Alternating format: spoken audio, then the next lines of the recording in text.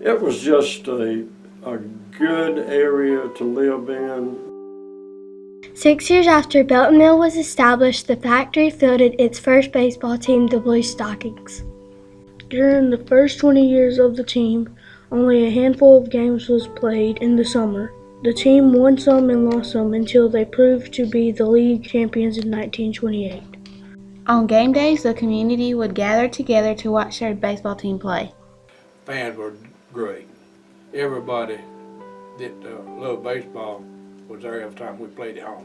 In the heyday of the textile leagues during the 1930s, owners of the Belton Mill recruited players and funded the teams. They would go to another plant because they were Calhoun Falls, Anderson. Anderson had about 6 plants, and you would go there and recruit a guy and say, hey, come to Belton, and we'll give you a house to live in, and we'll give you a real cushiony job, and the guys would do it. A Belton Mill ball player was treated specially. They had a way of making their jobs a little easier for them, and the big thing was on game day, they got off 2 hours early, which we thought was a big deal, and we got paid for 8. There were several ball players that made it to the show. A man that made it to the majors was a Mr. Mahaffey, and they tell me, I never saw him play in textile ball, but they said that he was probably one of the best pure hitters, in the league. He was a very outstanding baseball player. Earl Wooten, he played 1 season with us, and he played with the Washington Senators. Textile mill teams were very different from the baseball we know today. It was played like baseball is supposed to be played. It was played for fun. Back then, our uniforms were heavier stuff than what they're made out of today. And the blouses, the top part, was real loose, and it looked like it was 3 or 4 sizes too big for you. And then your pants was the same thing, they were loose, but the waist would fit. Then you had what they call stockings back then. They put them on, like the bottom had a stirrup. Put your foot in it and pull them up about your knees. Then your pants, you'd blouse your pants up, and they'd be almost up to your knees. But nowadays, they're down around your shoe top. Well, you use regular wooden bats. Wasn't no aluminum back then. And gloves, you had to furnish your own gloves. But back then, everybody wore leather shoes with cleats on the bottom of them. And they were dangerous. I've seen people get cut with them. So some people would sharpen them. And if they're coming in right towards you, you better get out of the way. The Upstate Textile League Conference names changed throughout the 60-year history, but the teams that Belton played remained mostly the same.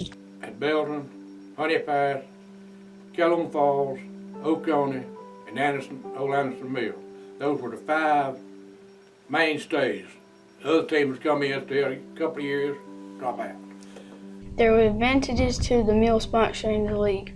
They had a big showcase down there where they would put trophies in, and if y'all play sports, I hope you take it to heart. It's good for you. You don't have to win to be a good sport. Whatever you choose to do, whether it's in education or in sports, what you put into it is what you get out of it. 1955 was the last year Belton Mill, then known as Avenue Mill, fielded a team. They were champs that year. I started in 54 with the first 9, and the whole league folded up in, I think it was 1962. But I was still playing till they folded up. The plants quit sponsoring the teams. And then the players, they didn't have the money to do it back then, so they just collapsed. I saw the mill at its peak, and then I saw it with foreign imports and everything, when it began. And when the textile goods in America began to fail and everything, it began to shut down the mill. They began to lay people off. The bats were silenced after the last inning in September. The mill athletic program budget changed to a greater emphasis on sports for all employees and their families. They had one of the best recreation programs in the county. And what they found out is these recreation programs started with pee-wee baseball, basketball, and everything, kept kids involved and kept them out of trouble. The field, which has been donated to the city, is a lasting reminder of the athletic tradition that has helped shape our small town community.